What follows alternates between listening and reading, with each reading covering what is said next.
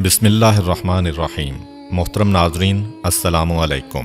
آج کی ویڈیو میں ہم پیغمبر اسلام صلی اللہ علیہ وآلہ وسلم کی زندگی کے پہلے 2 سال کے واقعات بیان کریں گے، جس میں آپ کا عقیقہ اور اس کے بعد جناب حلیمہ سعدیہ کے سپرد کیے جانے کا واقعہ بھی شامل ہے۔ ایک یہودی عالم جو مکے میں آیا ہوا تھا، جب اسے پتہ چلا کہ حضرت عبد المطلب کے ہاں پوتے کی پیدائش ہوئی ہے تو وہ حضرت عبد المطلب کے پاس آیا اور بے چین ہو کر ان سے کہا کہ ایک مرتبہ میں اس بچے کی زیارت کرنا چاہتا ہوں۔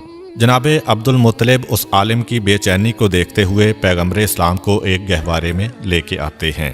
یہودی عالم کی نگاہ اس بچے پر پڑی اور بے اختیار چیخ ماری کہ یہی وہ بچہ ہے جو اللہ کا آخری رسول ہے، اور اس کی وجہ سے بنی اسرائیل سے نبوت ختم ہو گئی۔ مکے والے جو پہلے ہی حضرت عبد المطلب سے جلے بیٹھے تھے، جب انہوں نے دیکھا کہ جو کاہن آ رہا ہے انہی کے گھر میں آ رہا ہے، جو راہب آ رہا ہے انہی کو بشارت دے کے جا رہا ہے، جو جادوگر آ رہا ہے وہ انہی کی تلاش میں آ رہا ہے، اور ہر آنے والا کوئی خوشخبری دے کے جاتا ہے، کوئی پیشین گوئی کر کے جا رہا ہے، لوگوں کا جناب عبد المطلب اور اس بچے سے حسد بڑھتا جا رہا ہے کہ یہ کیسا بچہ ہے۔ مکے کی سرزمین پر سینکڑوں بچے پیدا ہوئے، مگر اس طرح تو کسی کو اعزاز نہیں ملا۔ یہ ابتدا ہی سے پیدا ہونے والا حسد آگے جا کر مذہبی مخالفت میں بدلا۔ یہودی عالم بے اختیار پکار اٹھا کہ میں نے اس بچے کو پہچان لیا ہے، میں اسی کی تلاش میں مکے آیا تھا۔ جناب عبد المطلب جو دین ابراہیمی پر ہیں اور سارے رازوں سے واقف ہیں، انہوں نے جب یہ جملہ سنا تو فوراً پیغمبر اسلام کو واپس گھر میں لے گئے اور انہیں پوشیدہ کر دیا۔ 4 دن تک پیغمبر اسلام کو پوشیدہ رکھا گیا۔ البتہ چوتھا دن جب گزرا تو عرب کا ایک انتہائی پڑھا لکھا اور مشہور شخص جس کا نام سواد ابن قارب تھا، حضرت عبد المطلب کی خدمت میں حاضر ہوتا ہے اور کہتا ہے کہ مجھے پتہ چلا ہے کہ آپ کے خاندان میں ایک بچہ پیدا ہوا ہے، میں ایک دفعہ اس کی زیارت کرنا چاہتا ہوں۔ جناب عبد المطلب دیکھ چکے تھے کہ یہودی عالم کی خواہش پوری کرنے کی وجہ سے پورا مکہ یا کم از کم خاندان بنو ہاشم کے مخالفین اس خبر کو سن کر حسد کر رہے تھے۔ یہ سواد ابن قارب تو مکے میں زیادہ احترام کا مقام رکھتے ہیں، اگر انہوں نے بچے کے بارے میں کوئی بات کر دی یا پیشین گوئی کر دی تو اہل مکہ کا حسد اور بڑھ جائے گا۔ اس لیے جناب عبد المطلب نے انکار کر دیا کہ میں اپنے پوتے کو اس وقت مجمع عام میں نہیں لا سکتا۔ سواد ابن قارب بے چین ہو گئے اور کہا کہ پھر ایسا کریں کہ مجھے اس بچے تک پہنچا دیں۔ جناب عبد المطلب نے کہا کہ ہاں، یہ بات مانی جا سکتی ہے، میرے اور اس کے علاوہ کوئی نہیں ہوگا، اس کا مقصد بھی پورا ہو جائے گا اور حسد کا مسئلہ بھی پیدا نہیں ہوگا۔ چنانچہ اسے ساتھ لے کے جناب آمنہ کے مکان میں داخل ہوئے۔ جیسے ہی گہوارے کے قریب پہنچے اور بچے پر سے کپڑے کو ہٹایا تو ایک عجیب قسم کا نور سارے کمرے میں پھیل گیا۔ سواد ابن قارب پڑھے لکھے شخص ہیں، انہیں پتہ ہے کہ آخری زمانے میں کیا ہونے والا ہے۔ بے اختیار جھکتے ہیں اور اس بچے کے قدموں کو بوسہ دیتے ہیں۔ جناب عبد المطلب کو کہتے ہیں کہ آپ گواہ رہیے گا، میں اس بچے پر ابھی سے ایمان لے آیا ہوں۔ مجھے پتہ ہے کہ میں اس وقت تک زندہ نہیں رہوں گا جب یہ بچہ اعلان رسالت کرے گا، مگر آپ گواہ رہیے کہ میں ابھی اس بچے پر ایمان لا رہا ہوں، کیونکہ مجھے پتہ ہے کہ یہی اللہ کا آخری رسول ہے۔ چنانچہ بنو ہاشم کے علاوہ پیغمبر اسلام کی پیدائش کے بعد سب سے پہلے ایمان لانے والی شخصیت سواد ابن قارب کی ہے۔ یہ واقعہ حضور اکرم صلی اللہ علیہ وآلہ وسلم کی ولادت کے چوتھے دن کا ہے۔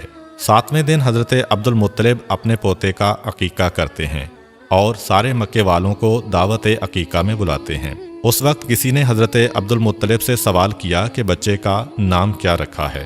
حضرت عبد المطلب اور حضرت آمنہ کو پہلے ہی پیغمبر خدا کے نام کی بشارت ہو چکی تھی، چنانچہ انہوں نے فرمایا کہ میں نے اس کا نام محمد رکھا ہے۔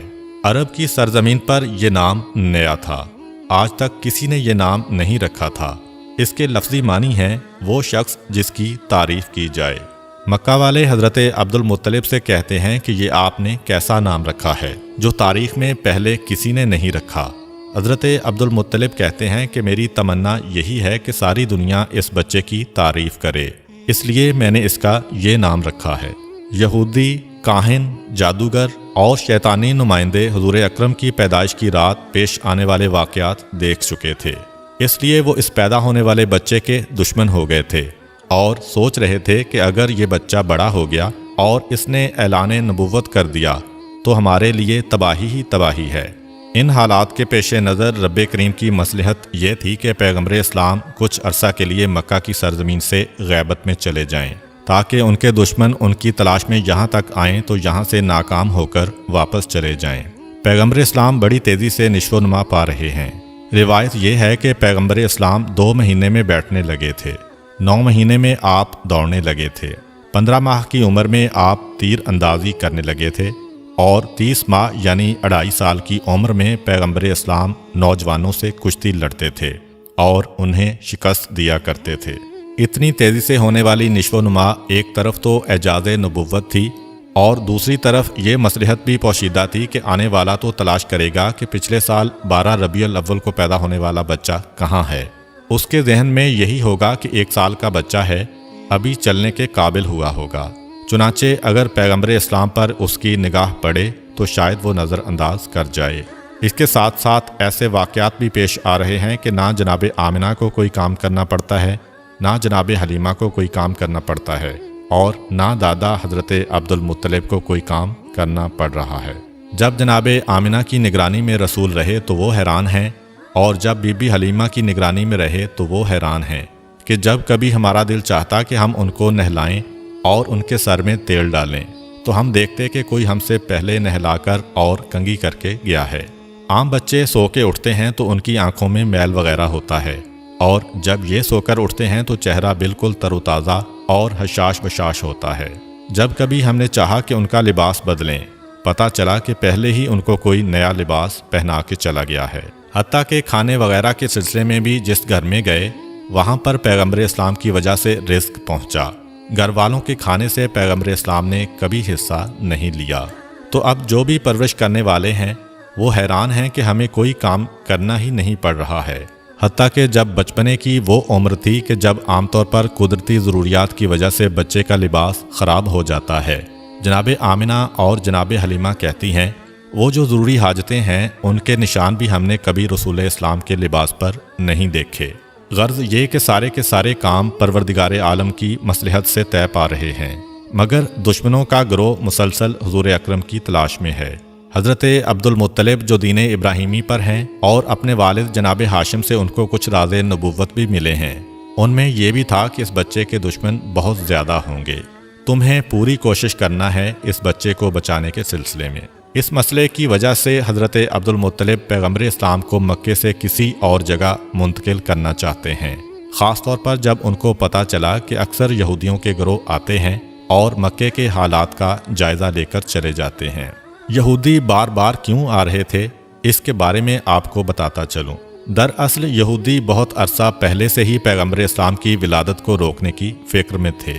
عبد مناف پہ حملہ ہوا، جناب ہاشم پہ حملہ ہوا، جناب عبد المطلب پہ حملہ ہوا، جناب عبداللہ پہ حملہ ہوا، مسلسل یہ حملے ہوئے۔ روایت میں ہے کہ جب جناب عبداللہ کی جوانی کا زمانہ آیا تھا تو یہودیوں کی ساری سازشوں کا مرکز یہ تھا کہ کسی طرح انہیں ختم کر دو تو ولادت رسول رک جائے گی۔ یہودی یہ پہچان گئے تھے کہ جناب عبداللہ پیغمبر اسلام کے والد ہیں، اور یہ پہچان حضرت یحییٰ علیہ السلام کے اس کرتے کی وجہ سے ہوئی تھی جو یہودیوں کے پاس تھا، اور جناب عبداللہ کی ولادت کے وقت اس میں سے خون نکلنا شروع ہو گیا تھا۔ انہوں نے سوچا کہ اگر جناب عبداللہ کو شادی سے پہلے قتل کر دیا جائے تو رسول اللہ کی ولادت نہیں ہو سکے گی، چنانچہ انہوں نے حملہ کر دیا، مگر وہ حملہ بھی ناکام ہوا اور اسی کے نتیجے میں جناب عبداللہ کی شادی جناب آمنہ سے ہوئی۔ اب جناب آمنہ سے شادی کے بعد یہودی اور پریشان ہو گئے کہ اب کیا کیا جائے، کسی نہ کسی طریقے سے ولادت کے سلسلے کو روکنا ہے، اور اتفاق سے انہیں ایک موقع مل گیا۔ جناب عبداللہ کسی کام کے سلسلے میں مدینے جاتے ہیں، اور مدینہ یہودیوں کا گڑھ ہے، چنانچہ روایات سے پتہ چلتا ہے کہ مدینہ میں جناب عبداللہ پہ حملہ ہوا اور زہر کے ذریعے جناب عبداللہ کو شہید کیا گیا۔ اب یہودیوں کو ایک اطمینان تو ہو گیا کہ پیغمبر اسلام کے والد تو شہید ہو گئے، صرف ایک بات کا پتہ کرنا ہے کہ ان کے ہاں کوئی اولاد ہے یا نہیں۔ اگر یہ پتہ چل جائے کہ یہ بے اولاد تھے تو گھر میں جا کر اطمینان سے سونا، اور اگر یہ پتہ چلے کہ ان کے ہاں کوئی اولاد ہے تو پھر اس کے قتل کا انتظام کرنا ہوگا۔ یہودیوں کا ایک گروہ بنا۔ یہ لوگ خاص اس کام کے لیے مدینہ سے مکہ آئے۔ وہاں آ کر تحقیق کی تو اطمینان کا سانس لیا جب پتہ چلا کہ وہ لاولد تھے، ان کے ہاں کوئی اولاد نہیں تھی۔ چنانچہ بڑے اطمینان سے واپس مدینے گئے۔ مدینے پہنچ کر مدینہ سے لے کر شام تک جہاں جہاں یہودی پھیلے ہوئے تھے سب کو یہ خوشخبری پہنچا دی گئی کہ مبارک ہو، ہمارے لیے جو خطرہ تھا وہ خطرہ ٹل گیا ہے۔ حضرت یحییٰ علیہ السلام کے کرتے سے جو خون نکل رہا تھا اب وہ خون سوکھ گیا ہے، جس سے یہ یقین ہو گیا کہ پیغمبر کے والد کا انتقال ہو گیا ہے اور ان کے ہاں کوئی اولاد بھی نہیں ہے، جس کا مطلب یہ ہے کہ اب آخری رسول پیدا نہیں ہوں گے۔ یہ خوشخبری ساری دنیا یہود میں پھیلا دی گئی۔ مدینہ سے لے کر شام تک جشن منایا گیا اور یہودی بڑے مطمئن تھے، مگر ان سے ایک بنیادی غلطی یہ ہوئی کہ یہ تو معلوم کر لیا کہ پیغمبر اسلام اس دنیا میں نہیں آئے، یہ تو پتہ چلا لیا کہ عبداللہ کے ہاں کوئی اولاد نہیں تھی، مگر یہ معلوم کرنا بھول گئے کہ کیا ایسا تو نہیں ہے کہ جناب عبداللہ کی بیوی حضرت آمنہ حاملہ ہوں اور کچھ مہینے کے بعد بچہ پیدا ہو جائے۔ اس طرف ان کا خیال گیا ہی نہیں۔ یہ دیکھ کر مطمئن ہو کر گھر چلے گئے کہ عبداللہ کے ہاں کوئی اولاد نہیں ہے، لیکن جب 12 ربیع الاول کو عجیب و غریب واقعات پیش آئے، عوام کو اتنی معلومات نہیں ہے، لیکن یہودی علماء پریشان ہو کر بیٹھے ہیں، کیونکہ انہوں نے اپنی کتابوں میں پڑھا ہوا ہے کہ یہ سارے واقعات اس زمانے کے ہیں جب آخری رسول پیدا ہوگا۔ مگر یہ کیا ہوا؟ آخری رسول کیسے پیدا ہو گیا؟ کیونکہ آخری رسول کے والد کو ہم نے پورے یقین کے ساتھ قتل کیا کہ یہی رسول کے والد ہیں، اور حضرت یحییٰ کے کرتے نے بھی گواہی دی کہ یہی والد ہیں۔ یہ بھی ہم نے پتہ چلا لیا کہ ان کے ہاں کوئی اولاد نہیں ہے، پھر یہ رسول کہاں سے آ گئے؟ اب پریشان ہیں کیونکہ ان کی کتاب میں لکھا ہوا ہے کہ آخری رسول عبداللہ کے ہاں پیدا ہوں گے اور یہ عجیب و غریب واقعات پیش آئیں گے۔ اب حیران ہیں کہ عبداللہ کے ہاں تو رسول پیدا نہیں ہوئے، اور اگر کسی اور کے ہاں پیدا ہوئے ہیں تو یہ ہماری کتاب کے برعکس ہے۔ فوراً ایک گروہ بنایا گیا تاکہ وہ مکہ میں جا کر تحقیق کرے۔ جب یہ لوگ مکہ پہنچے تو اس وقت پیغمبر اسلام کو مکے سے حضرت حلیمہ سعدیہ کے مکان میں منتقل کیا جا چکا تھا، اور پیغمبر اسلام کی پیدائش کو 2 ماہ گزر چکے تھے۔ اب یہ یہودی پریشان ہو کر ڈھونڈ رہے ہیں کہ کون سا بچہ ایسا ہے جو 2 ماہ پہلے پیدا ہوا ہوگا، مگر کوئی ایسا بچہ نظر نہیں آ رہا۔ کسی سے پوچھ نہیں سکتے کیونکہ مکے میں 2 مرتبہ یہودی سازش کر کے گئے ہیں۔ جناب عبداللہ پر بھی حملہ انہوں نے کروایا تھا، اور ان کے بعد جناب آمنہ کے بارے میں بھی تحقیق ان لوگوں نے کروائی تھی۔ چنانچہ اب مکہ والے ہوشیار ہو گئے ہیں، خاص طور پر خاندان بنو ہاشم والے ان لوگوں پر نظر رکھے ہوئے ہیں۔ یہودیوں کا کوئی گروہ کسی سے سوال نہیں کر سکتا، اب پوچھ کسی سے نہیں سکتے، ایک ایک گھر پر تاک لگائے بیٹھے ہیں، خانہ کعبہ میں دیکھتے ہیں، باپ کی گودوں میں دیکھتے ہیں، مگر کوئی 2 مہینے کا بچہ نظر نہیں آ رہا۔ ناکام واپس لوٹ گئے، اب آ رہے ہیں، جا رہے ہیں اور مسلسل تحقیقات کر رہے ہیں، مگر ان کی تحقیقات ناکام ہو رہی ہیں، کیونکہ پیغمبر اسلام تو اس وقت مکے سے باہر ہیں۔ البتہ جب پیغمبر اسلام کی عمر 7 سال کی ہو گئی اور پیغمبر مکے مستقل طور پر آ گئے تو اس زمانے میں بھی یہودیوں کا ایک گروہ مکے آیا ہوا تھا۔ اس کی نگاہ اس نوجوان پر پڑی تو یہ دیکھ کر چونک اٹھے کہ یہ نوجوان جو اپنے دادا اور چچا کے ساتھ چل رہا ہے، اس کے چلنے کا طریقہ، اس کی بات کا طریقہ بالکل وہی ہے جو ہماری کتابوں کے مطابق آخری رسول کا طریقہ ہے۔ اس کے سر پر بادل سایہ بھی کر رہا ہے، یہ جس درخت کے قریب سے گزرتا ہے درخت کی شاخ ایک مرتبہ جھک جاتی ہے، یہ جس پتھر کے قریب جاتا ہے پتھر کلام کرنے لگتا ہے، یہ جس طرف جائے راستے میں کوئی رکاوٹ ہو تو رکاوٹ خود بخود ہٹنے لگتی ہے۔ یہ سب نشانیاں تو آخری رسول کی نشانیاں ہیں، لیکن اگر یہ آخری رسول ہے تو یہ تو 25 سال کا نوجوان نظر آ رہا ہے، جبکہ ہمارے علم اور ہماری کتابوں کے مطابق اس کو 7 سال کا نوجوان ہونا چاہیے۔ یہودیوں کے اس گروہ نے اپنے علماء سے مشورہ کیا، انہوں نے کہا کہ خوب اچھی طرح دیکھ لو، یہی اگر آخری رسول ہے تو اسے قتل کر دو۔ یہودیوں کو یہ تو پتہ چل گیا کہ یہ بچہ عبد المطلب کے گھر میں پیدا ہوا، عبداللہ کا بیٹا ہے، لیکن ابھی دل میں ایک کھٹک ہے کہ جس طرح ہم پہلے غلطی کر گئے تھے اور اس بچے کے والد کو قتل کرنے اور اس کے ہاں اولاد کے نہ ہونے کا پتہ کر کے مطمئن ہو گئے تھے اور جشن منا لیا تھا، لیکن بعد میں پتہ چلا کہ ہم دھوکہ کھا گئے ہیں۔ ابھی بھی ایسا نہ ہو کہ ہم اس نوجوان کو قتل کر کے چلے جائیں اور ہم مطمئن ہو جائیں اور 20 سال بعد پتہ چلے کہ رسول تو ابھی زندہ ہے۔ اس لیے یہودی اس دفعہ 100% یقین کرنا چاہتے تھے کہ یہی نوجوان اللہ کا سچا پیغمبر ہے۔ یہودیوں نے اپنی کتاب میں پڑھا ہوا تھا اور ان کو اس بات کی معرفت تھی کہ جو بھی اللہ کا رسول ہوگا، چاہے پہلا ہو یا آخری، لقمہ حرام اس کے حلق سے نیچے نہیں اتر سکتا، بلکہ حلق تو کیا اس کے ہونٹوں کو بھی نہیں چھو سکتا۔ حرام کے علاوہ رزق مشتبہ یعنی ایسا رزق جس کا پتہ نہ ہو کہ حلال ہے یا حرام، وہ بھی رسول کے ہونٹ کو نہیں چھو سکتا۔ چنانچہ انہوں نے ایک بڑا عجیب منصوبہ بنایا۔ مکے میں ایک بیوہ عورت رہتی تھی جس کا نام زبیدہ تھا۔ اس نے ایک چھوٹا سا مرغی فارم بنایا ہوا تھا اور وہ مرغیوں کے انڈے بیچ کے گزارا کیا کرتی تھی، اور جو مرغی انڈے دینے کے قابل نہ رہتی اسے وہ ذبح کرنے کے لیے بیچا کرتی تھی۔ یہودیوں نے سوچا کہ یہ ایک ایسا امتحان ہے جس سے ہمیں یقین ہو سکتا ہے، چنانچہ رات کے وقت زبیدہ کے گھر میں نقب لگا کر کچھ مرغیاں چوری کر کے لائے، اور جو مرغیاں چرا کر لائے ان کے بارے میں 2 نیتیں کیں۔ کچھ مرغیاں چوری کی نیت سے چرائیں اور کچھ کے بارے میں سوچا کہ ہم بعد میں ان کی قیمت زبیدہ کو ادا کر دیں گے۔ اب جو چوری کی نیت سے لیں وہ تو رزق حرام ہو گیا، جو اس نیت سے لیں کہ بعد میں پیسے دے دیں گے یہ رزق مشتبہ ہو گیا، کیونکہ پتہ نہیں زبیدہ راضی ہو کہ نہ ہو۔ خود سے دل میں فیصلہ کر کے کسی کی چیز اٹھا لینا اگر حرام کی منزل پر نہ ہو تو مشتبہ ضرور ہے۔ اگلے دن جناب عبد المطلب کو دعوت دی گئی کہ آپ مکہ کے سردار اور خانہ کعبہ کے متولی ہیں، ایک قابل احترام شخصیت ہیں، ہم باہر سے آئے ہوئے مہمان ہیں، ہمارا دل چاہتا ہے کہ آپ ہمارے ساتھ ایک وقت کا کھانا کھائیں۔ اسلام میں کسی کا تحفہ یا دعوت رد کرنے کی سخت ممانعت ہے، چنانچہ حضرت عبد المطلب نے دعوت قبول کر لی۔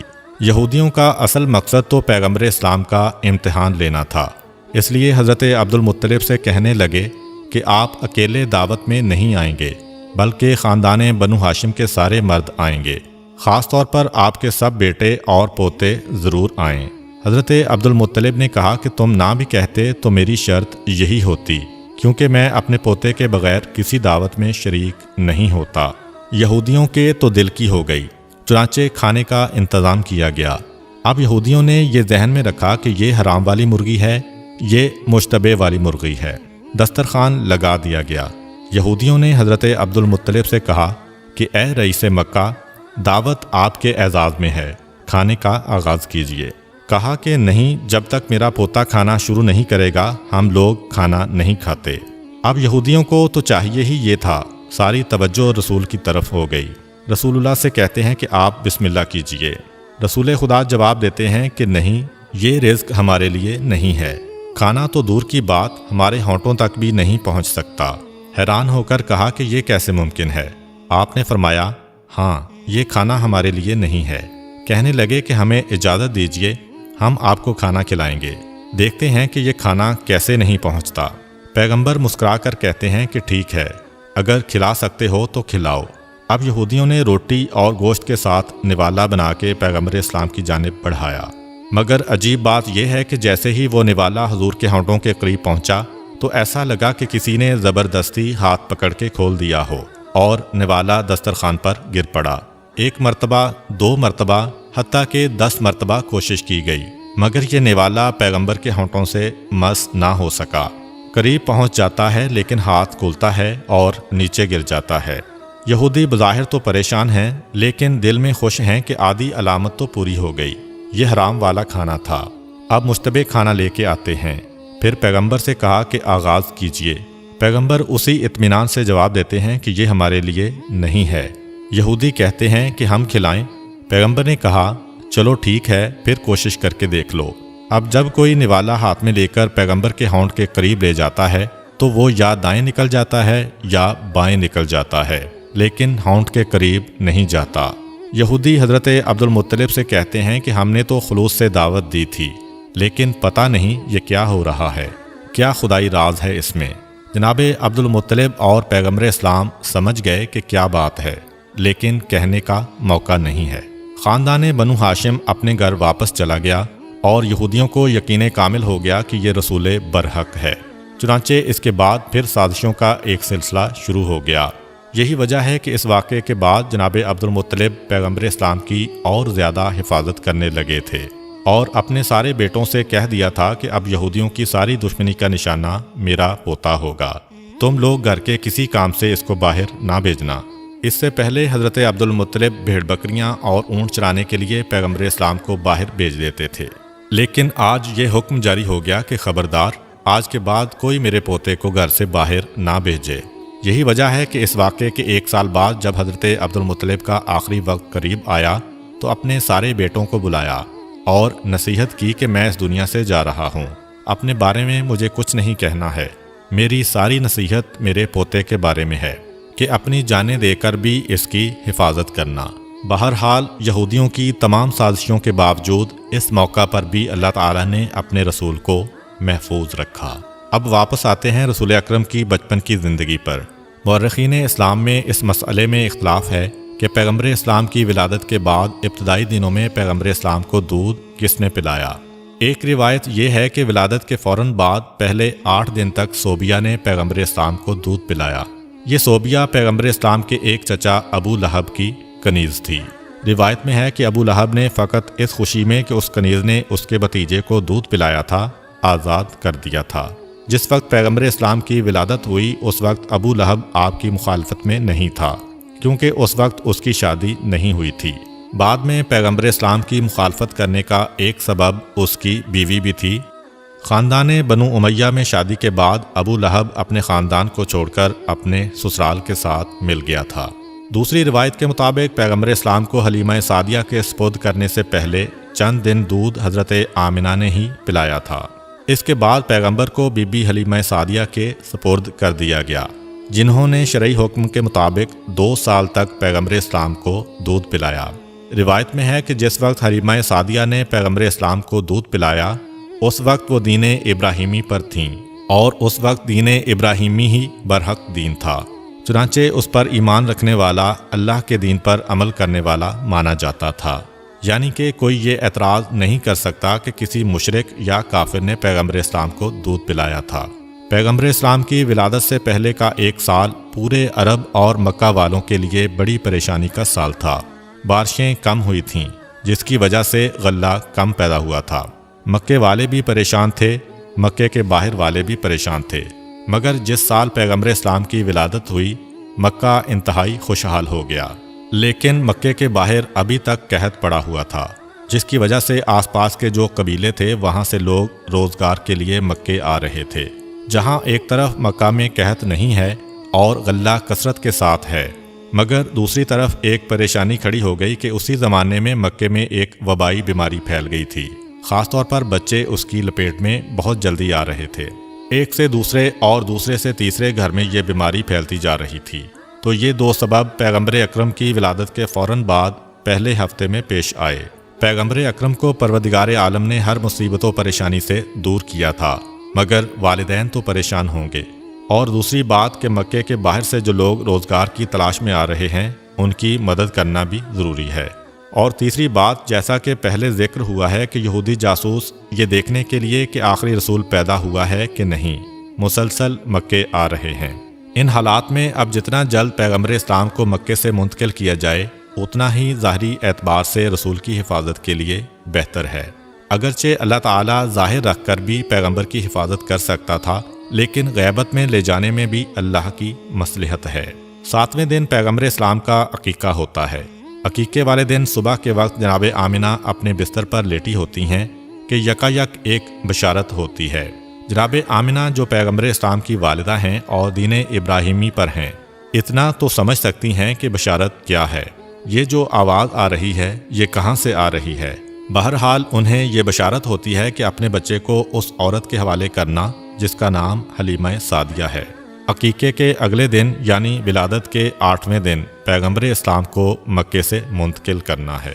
جیسا کہ پہلے ذکر ہوا کہ مکے سے باہر قحط پڑا ہوا تھا، لیکن قحط نہ بھی پڑتا تب بھی عربوں کا یہ طریقہ تھا کہ سال میں 2 دفعہ موسم بہار میں یعنی سردی کے فوراً بعد اور موسم خزاں میں یعنی گرمی کے فوراً بعد جو آس پاس کے دیہات تھے وہاں کی عورتیں مکے میں آتی تھیں اور ایک ایک شخص کے دروازے پر جاتی تھیں کہ اگر آپ کا کوئی بچہ ہے تو ہمیں دیجئے، ہم اس کی پرورش کریں گی اسے دودھ پلائیں گی اور جو اجرت طے پائے اس پر بچہ ان کے حوالے کر دیا جاتا۔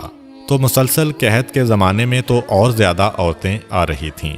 8ویں دن جناب عبد المطلب اپنے غلام کو بلا کر کہتے ہیں کہ جا کر مکے کے بازاروں میں، گلیوں میں اور جہاں یہ عورتیں جمع ہوتی ہیں وہاں جا کر معلوم کرو کہ کیا کوئی ایسی عورت ہے جو میرے اس بچے کو لے جانے کے لیے تیار ہو۔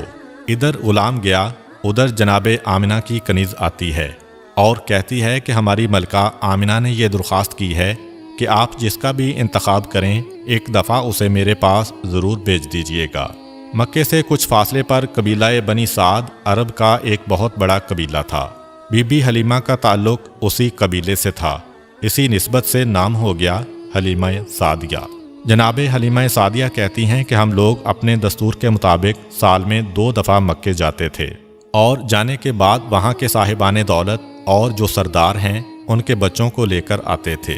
اس سال ہمیں جانے کی جلدی تھی کیونکہ ہمارے علاقے میں قحط شدید سے شدید ہوتا جا رہا تھا۔ جائیں گے تو کسی صاحب دولت کا، کسی سردار کا بیٹا ملے گا تو ہماری پریشانی دور ہو جائے گی۔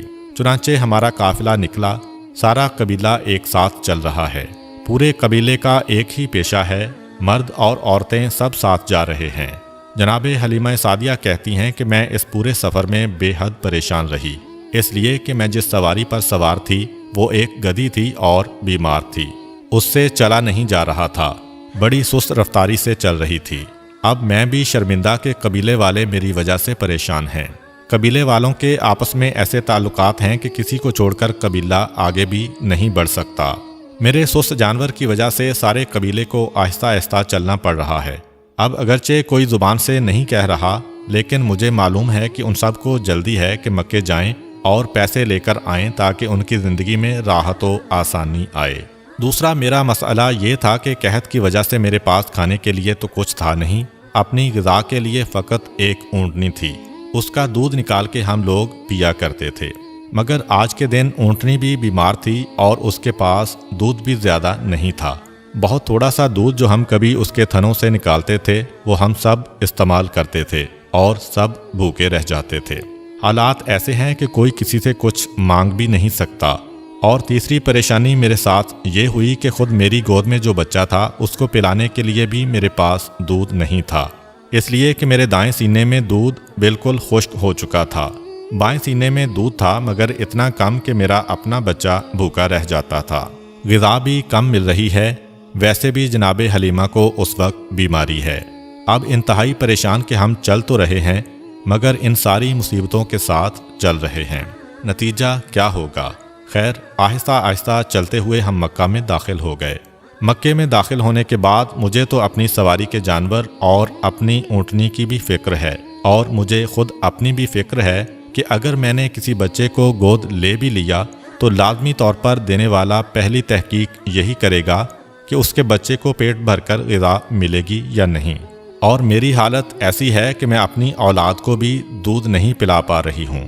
میں انتہائی پریشان تھی، جس کی وجہ سے میں دوسری عورتوں کے ساتھ نہ جا سکی۔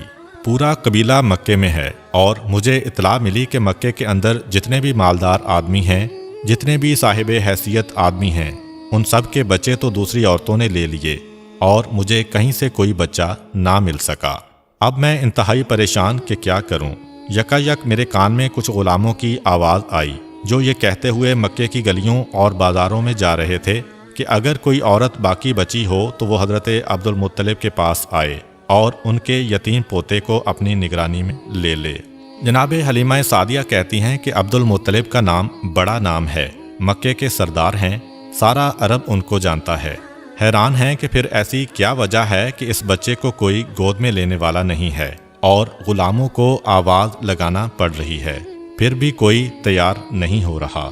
اپنی ساتھیوں سے پوچھا کہ تم عرب کے سارے مالدار گھرانوں کے بچوں کو لے کر آئی ہو لیکن سب سے اہم گھرانے کو چھوڑ دیا، تو انہوں نے جواب دیا کہ بے شک اعلان عبد المطلب کی جانب سے ہو رہا ہے، مگر جس کے لیے اعلان ہو رہا ہے اس کا باپ نہیں ہے، یہ یتیم ہے، اور جب باپ نہیں تو ہمیں یہ توقع نہیں کہ اس بچے کی پرورش سے ہمیں کوئی نفع پہنچے گا، اس لیے کہ جو حق باپ ادا کرتا ہے دادا وہ حق ادا نہیں کر سکتا۔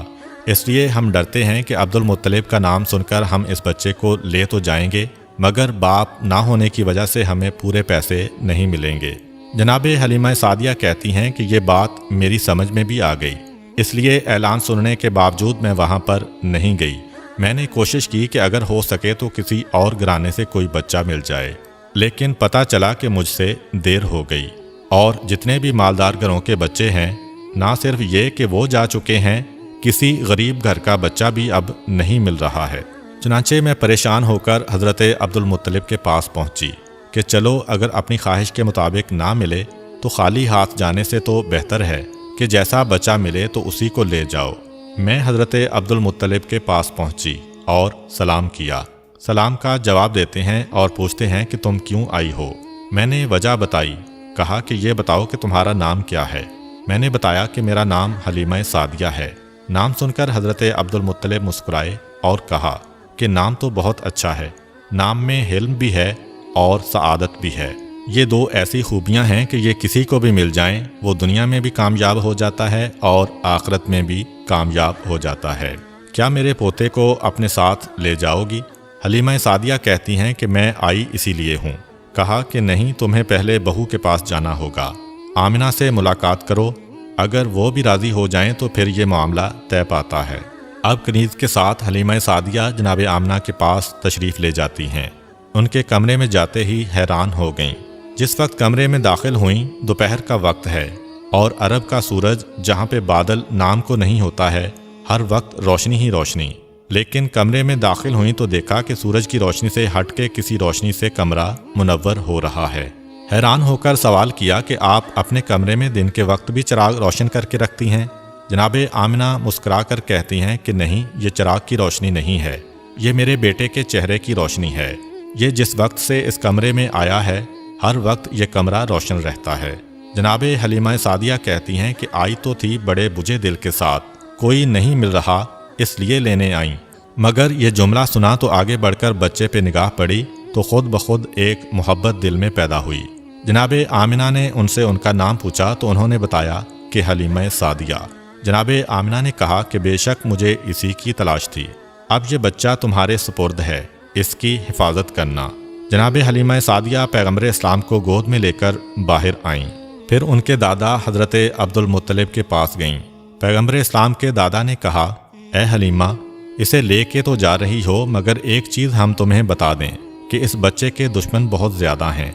अगर तुम इस बच्चे के साथ किसी अजीबोगरीब वाक़े को देखो, कोई नई चीज़ तुम्हें नज़र आए तो हैरत ज़दा ना होना और किसी को बताना नहीं कि तुमने क्या देखा है, वरना दुश्मन मुसलसल पीछे लगेंगे। अभी यहाँ से तो हिफाजत से पैगंबर चले जाएंगे, मगर तुम्हारे कबीले में जाने के बाद अगर ये खबरें फैलने लगीं कि इस बच्चे की क्या बरकतें हैं तो यहूद के कान खड़े हो जाएंगे। ख़ास वादा लिया, बल्कि कहा कि अगर तुम चाहो मैं अपने मोहल्ले में खुफिया मकान तुम्हें दे दूँ। हलीमा सादिया कहती हैं कि नहीं, अपने ख़ानदान और अपने कबीले को छोड़ते हुए मुझे अच्छा नहीं लगेगा। खैर, बात तय पा गई और जनाब हलीमा सादिया पैगम्बर इस्लाम को साथ लेकर चलीं और अपने कबीले के पास पहुँचीं। काफ़िला फ़कत उनका इंतज़ार कर रहा है और बाकी सारी औरतों का मामला तय पा चुका है।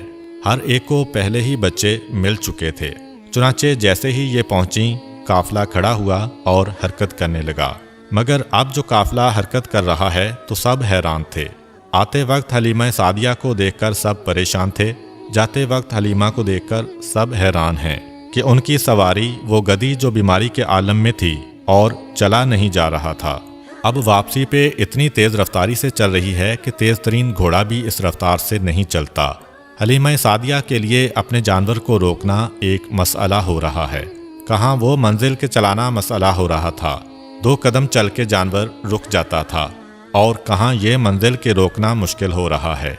हलीमा सादिया ये देखकर हैरानो परेशान कि ये थोड़ी सी देर में क्या मौजज़ा पेश आ गया।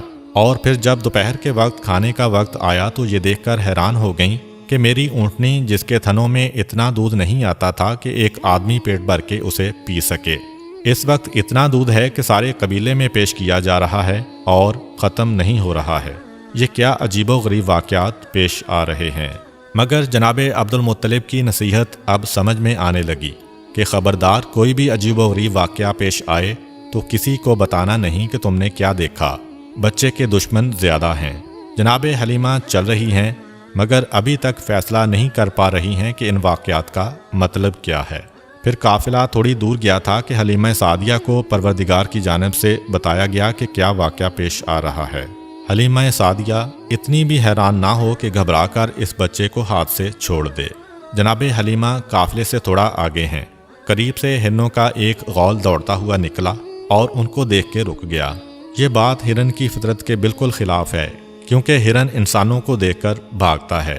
ان میں سے ایک ہرن نے انسانی آواز میں کہا، اے حلیمہ سعدیہ، جس بچے کو لے جا رہی ہو انتہائی بابرکت و خوش قسمت بچہ ہے، کائنات کا سردار بننے والا ہے، حفاظت کے ساتھ لے جانا، عزت و احترام کے ساتھ اس کی پرورش کرنا۔ یہ کہہ کر ہرن غائب ہو گئے۔ حلیمہ سعدیہ ہرن کی زبان سے انسانی آواز میں اس بچے کے بارے میں گفتگو سن کے چونکیں، اور وہی جواب ہرن نے دیا جو سوال بہت دیر سے میرے ذہن میں تھا کہ یہ کیا عجیب و غریب واقعات پیش آ رہے ہیں۔ تھوڑی دور قافلہ اور گیا، جناب حلیمہ کا جانور پھر آگے بڑھ گیا کہ اب قریب ہی ایک پہاڑ کی غار سے ایک انتہائی مقدس اور نورانی شکل و صورت کا شخص نکل کے آیا۔ بچے پر نگاہ پڑی، بے اختیار زمین پر گر کر سجدہ شکر ادا کیا، کہا کہ اے حلیمہ سعدیہ، تم انتہائی خوش قسمت ہو کہ تمہاری گود میں پروردگار عالم کی انتہائی قیمتی امانت دی گئی ہے، اس کی پوری حفاظت اور احترام کرنا۔ یہ کہہ کر وہ شخص واپس چلا گیا۔ جناب حلیمہ کا جانور جہاں قافلے سے آگے بڑھتا ہے کوئی نہ کوئی معجزہ پیش آ جاتا ہے۔ کبھی جانور نے بولا، کبھی کوئی بزرگ آ گئے، کبھی درخت کی شاخیں جھکیں، کبھی آسمان سے بادل کی آواز آئی۔ غرض یہ کہ پورے راستے میں مشاہدہ کیا کہ قدرت کی جتنی نشانیاں ہیں وہ اس بچے کے بارے میں پیغام دیتی جا رہی ہیں۔ جناب حلیمہ سعدیہ کو جناب آمنہ کے گھر میں اس بچے کو دیکھ کر اتنی محبت پیدا ہو گئی تھی تو اسی وقت فیصلہ کر لیا تھا کہ پیسے ملیں نہ ملیں بچے کو مجھے لے کر جانا ہے۔ یہ جو واقعات دیکھے تو محبت اور بڑھتی جا رہی ہے۔ پھر جو واقعہ پیش آیا اس کی وجہ سے جناب حلیمہ سعدیہ اس بچے سے اور زیادہ محبت کر رہی ہیں۔ ماں ہونے کے ناطے جناب حلیمہ سعدیہ کے لیے ایک مشکل مرحلہ تھا، مگر اس مرحلے سے بہرحال گزرنا تو تھا کہ جناب حلیمہ کا ایک سینہ بالکل سوکھا ہوا ہے اور دوسرے میں اتنا کم دودھ ہے کہ اپنا بچہ پیٹ بھر کر نہیں پی سکتا۔ اب یہ بچہ تو اجرت پہ لے کے آئی ہیں، اپنے بچے کو بھوکا رکھ کے یا جانوروں کا دودھ پلا کے گزارا کرنا ہے، مگر اس لانے والے بچے کو اپنا دودھ پلانا ہے۔ یہ پریشانی تو ہے ماں کے ذہن میں کہ کس طریقے سے میں اس منزل سے گزروں گی، مگر اس وقت یہ دیکھ کر محبت حد سے زیادہ بڑھ گئی کہ جب یہ بچہ آیا حلیمہ سعدیہ کا احسان نہیں لیا، حلیمہ سعدیہ پر احسان کیا ہے کہ جب دودھ پلانے کا وقت آیا حلیمہ سعدیہ نے یہ چاہا کہ اپنے بائیں سینے سے دودھ پلائیں، مگر بچے نے منہ پھیر لیا، دائیں سینے کی جانب رخ کیا۔ کئی مرتبہ کوشش کی، جب یہ دیکھا کہ بچہ نہیں مان رہا تو ایک مرتبہ بچے کو مخاطب کیا، جس طرح ناسمجھ بچے سے آدمی گفتگو کرتا ہے۔ کہا کہ ٹھیک ہے، تم اپنی ضد پوری کر لو، لیکن تمہیں یہاں سے پیٹ بھرنے کے لیے کوئی چیز نہیں ملے گی۔ البتہ یہ دیکھ کر حیران ہو گئیں کہ جیسے ہی اس بچے نے سیدھے سینے کو منہ میں لیا اس میں سے دودھ جاری ہو گیا، اور اتنی کثرت سے دودھ جاری ہوا کہ دوسرے سینے سے بھی حلیمہ سعدیہ کا اپنا بچہ جو آج تک بھوکا چلا آ رہا تھا آج پیٹ بھر کے دودھ پی رہا ہے۔ جناب حلیمہ سعدیہ نے بچے کو ہاتھ پہ لیا۔ کتنا بابرکت بچہ ہے کہ آیا تو اپنی غذا خود لے کے آیا، اور میرے بچے کے دودھ میں کمی نہیں ہونے دی بلکہ اسے اور بھی زیادہ دودھ مہیا کر دیا۔ پروردگار کی سنت ہے کہ اپنے حبیب پر کسی کا احسان نہیں ہونے دینا ہے، بلکہ حبیب کی وجہ سے دوسروں پر احسان ہونا ہے۔ اس مسئلے پر علماء نے یہ بات بھی کہی ہے کہ بے شک پیغمبر اسلام نے حضرت حلیمہ سعدیہ کے سینے سے دودھ پیا، لیکن دراصل اس کا انتظام اللہ تعالیٰ کی طرف سے تھا، کیونکہ اس سینے میں دودھ جاری ہوا جو سوکھا ہوا تھا۔ چنانچہ اللہ تعالیٰ نے جناب حلیمہ کے سینے کو ایک برتن قرار دیا، اور پیغمبر اسلام کو پلایا جانے والا دودھ ان کے جسم کا جزو نہیں تھا بلکہ اللہ تعالیٰ کی طرف سے جاری کیا گیا تھا۔ اس بات سے وہ اعتراض بھی ختم ہو گیا جو حضرت موسیٰ علیہ السلام کی قوم کی طرف سے ہو سکتا ہے کہ جب حضرت موسیٰ علیہ السلام بچپن میں فرعون کے محل میں پہنچے تھے تو آپ پر سب کا دودھ حرام کیا گیا تھا، اور ان کی والدہ نے انہیں دودھ پلایا تھا، اور یہ تو انبیاء کے سردار ہیں، انہیں کیوں غیر عورت کا دودھ پلایا گیا؟ سفر تمام ہوا اور جناب حلیمہ سعدیہ اس بچے کو لے کر اپنے گھر پہنچیں۔ تاریخ میں لکھا ہے کہ جب بچے کو گھر میں لٹایا گیا تو جناب حلیمہ کی سواری وہ گدی 3 مرتبہ بستر رسول کے گرد طواف کرتی ہے اور پھر پیشانی کو زمین پہ رکھ کر انسانی آواز میں کہتی ہے کہ اے سردار انبیاء، میں آپ کی احسان مند ہوں کہ آپ کی وجہ سے میری بیماری ختم ہو گئی۔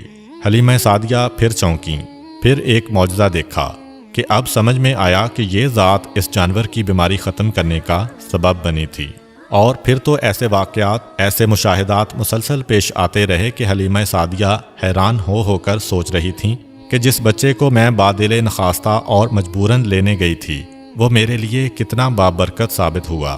یہ بات ذہن میں رہے کہ پیغمبر اسلام اس وقت حلیمہ سعدیہ کے گھر تشریف لائے تھے جب ان کے پورے قبیلے میں قحط تھا۔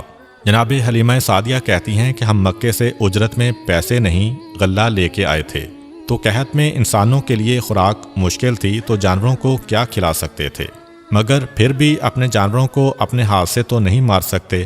روزانہ صبح کو اپنے جانوروں کو قبیلے کے چاروں طرف چرنے کے لیے بھیج دیتے ہیں، اور عجیب بات یہ ہے کہ سارے قبیلے کے جانور بھوکے واپس آ رہے ہیں۔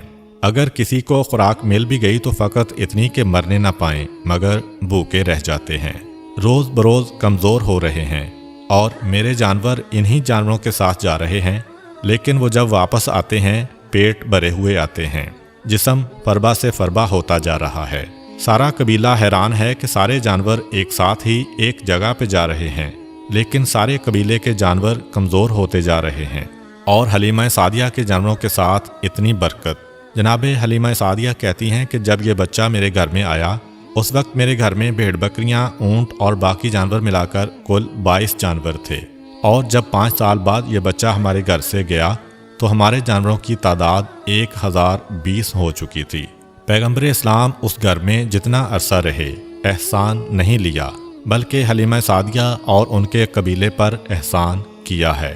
جناب حلیمہ مزید کہتی ہیں کہ مجھے اس بچے کا کوئی کام سر انجام نہ دینا پڑا۔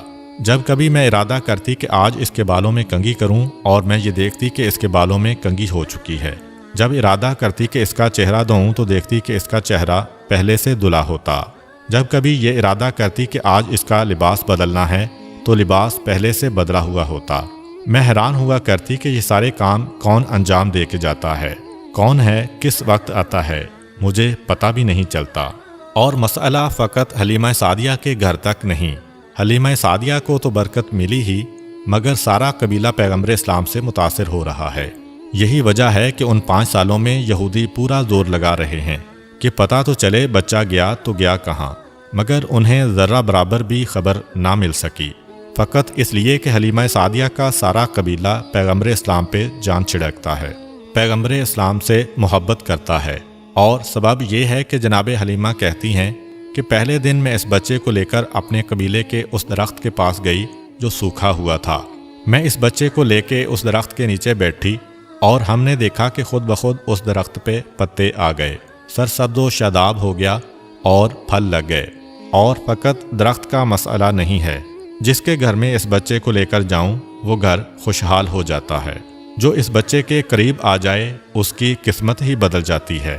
یہاں تک کہ ہمارے قبیلے کی جو سب سے غریب عورت تھی، اتنی غریب تھی کہ اس کا لقب پڑ گیا ام المساکین، سارے مسکینوں کی ماں، یعنی سب سے غریب اور فقیر عورت۔ صرف ایک مرتبہ وہ میرے گھر میں کچھ مانگنے آئی، میرے گھر سے جب اسے کچھ نہ مل سکا اور وہ جانے لگی تو چلتے چلتے اس کی نگاہ اس بچے پر پڑ گئی۔ 14ویں رات کے چاند کی طرح اس کا چہرہ چمک رہا ہے۔ خود بخود وہ آگے بڑھی اور پیغمبر اسلام کی پیشانی کو بوسہ دیا۔ ایک عرصہ نہیں گزرا تھا کہ وہ ہمارے قبیلے کی مالدار ترین عورتوں میں شمار ہونے لگی۔ اسے اس بات کا احساس بھی تھا کہ یہ تبدیلی کس وجہ سے آئی ہے، چنانچہ اب وہ صبح شام آتی ہے اور اس بچے کے تلوے اپنی آنکھوں سے ملتی ہے۔ تو اب پورا قبیلہ کسی نہ کسی طرح پیغمبر اسلام سے استفادہ کر رہا ہے، اور سارے قبیلے کی برکتیں بڑھتی جا رہی ہیں، اور سارا قبیلہ پیغمبر اسلام سے محبت کرنے والا ہے۔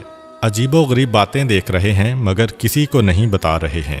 پیغمبر اسلام درخت کے قریب سے گزریں تو اگر سوکھا ہوا درخت ہے تو وہ سرسبز و شاداب ہو جائے، سرسبز و شاداب درخت ہے تو اس کے سبزے میں اور اضافہ ہو جائے۔ کسی نہر کے قریب سے گزریں اگر سوکھی نہر ہے تو پانی جاری ہو جائے، اگر پانی جاری ہے تو پانی کی مقدار بڑھ جائے، جس کے کھیت کے قریب سے گزریں اس کی فصل کئی گنا بڑھ جائے۔ اس کے ساتھ ساتھ ان کے جانوروں کی تعداد بھی بڑھ رہی ہے، اور عرب میں اس وقت جانوروں کو سونے چاندی سے بھی زیادہ قیمتی سمجھا جاتا تھا، مگر جہاں جانوروں کی تعداد زیادہ ہو رہی ہے وہاں پر ان کے دشمن بھی زیادہ ہوتے جا رہے ہیں۔ چنانچہ عرب کے صحرا میں بھیڑیے بڑی کثرت کے ساتھ تھے، اور ہر قبیلے کا مسئلہ یہ ہوتا تھا کہ اپنے جانوروں کو بھیڑیے سے کیسے بچایا جائے۔ پیغمبر اسلام کے آنے سے انسانوں کو تو برکتیں ملیں، مگر کسی جانور کو بھی نقصان نہیں پہنچ سکتا ہے۔ ابتدا میں بعض جانور اس قبیلے کے کچھ جانور اٹھا کر لے گئے تھے، مگر بعد میں جب پیغمبر اسلام نے دعا کی تو ان جانوروں کو خود وہ بکریاں لا کر واپس کرنا پڑیں۔ چنانچہ اس قبیلے کے لیے سب سے اطمینان کی بات یہی تھی کہ پیغمبر اسلام کے وجود کی وجہ سے ہمارے جانور بھی محفوظ ہو گئے۔ یہ تمام مناظر دیکھ کر سارا قبیلہ پیغمبر اسلام سے محبت کر رہا ہے، اور پیغمبر اسلام تو گویا اب اس قبیلے کے سردار بن گئے۔ انشاءاللہ اگلی ویڈیو میں ہم پیغمبر خدا کے حضرت حلیمہ سعدیہ کے گھر سے واپسی اور ان کی والدہ اور دادا کے ساتھ زندگی گزارنے اور وہاں پر پیش آنے والے واقعات کے بارے میں بیان کریں گے۔ امید کرتا ہوں کہ آپ کو آج کی ویڈیو اچھی لگی ہوگی۔ اگر آپ کو ہماری ویڈیو اچھی لگی ہے تو ویڈیو کو لائک کریں، اور مزید اس طرح کی ویڈیوز دیکھنے کے لیے ہمارا چینل سبسکرائب کر لیں۔ ملتے ہیں نیکسٹ ویڈیو میں، اجازت دیجیے، اللہ حافظ۔